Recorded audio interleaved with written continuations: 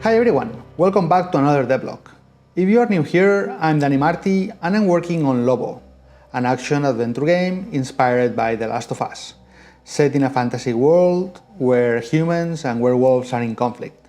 Combat is a mix of melee and firearms, so yeah, things can get intense. So for the past few months, I've been all over the place, from the States to Europe, Asia, and now I'm in the UK. It's been great, but it slowed down how often I can put out these devlogs and the game's progress. Plus, I'm still feeling some burnout and I felt pretty stuck.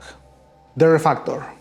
The stuck feeling mainly comes from a huge refactor I've been doing. The combat system was buggy, so I decided to tear it down and start over. Lobo is pretty RPG-like, so all the systems are connected. When I pulled apart the combat system, everything kind of broke, and it was super overwhelming.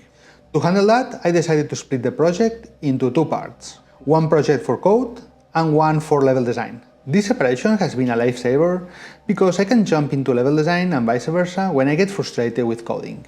For the code issues, I set a goal to fix at least one thing every day. Some days I knocked out a bunch of errors, other days it was just one or two, but the important part was making progress. Slowly but surely, I started feeling excited about the project again as I chipped away at the box. If you feel like me, I recommend breaking down your project into smaller parts and planning everything you can.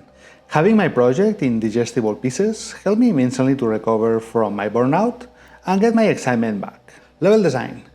If you watch my previous devlogs, you know level design is something I struggle with. It's harder than it looks, and it's not just about making something pretty. It must be fun to explore, guide the player, tell a story, and run smoothly.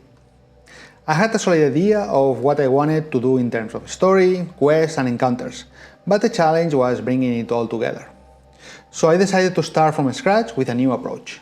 This time I designed the entire first act of the game like a Dungeons and Dragons map. That means balancing exploration, encounters, and loot, so there is always something to do, whether it's fighting, finding lore, or looting. Shout out to Dungeon Masterpiece, who really inspired me to take this approach. If you are into world building, check out his videos. I'll drop a link in the description. Mapping out the whole level helped me see the flow of gameplay and keep the scope of Act 1 in check. It's a big deal because it stops me from feeling overwhelmed and gives me a plan to follow. Since Act 1 will be a public demo, I will release in the following months. I started by blocking out the level with simple shapes to get the scale right. It's quick to iterate and I can jump in and playtest easily to make adjustments. I also use different colors to mark interactions like quests, fights, and cinematics. Seeing everything from a bird's eye view helps me balance the pacing of the level. Next up is swapping out placeholder with actual models, adding detail, and setting up the lighting and mood. But that's content for another devlog. If you are into Lobo, you can wishlist it now on Steam, link is in the description. As always, thanks for watching, and I'll catch you next time. Bye bye!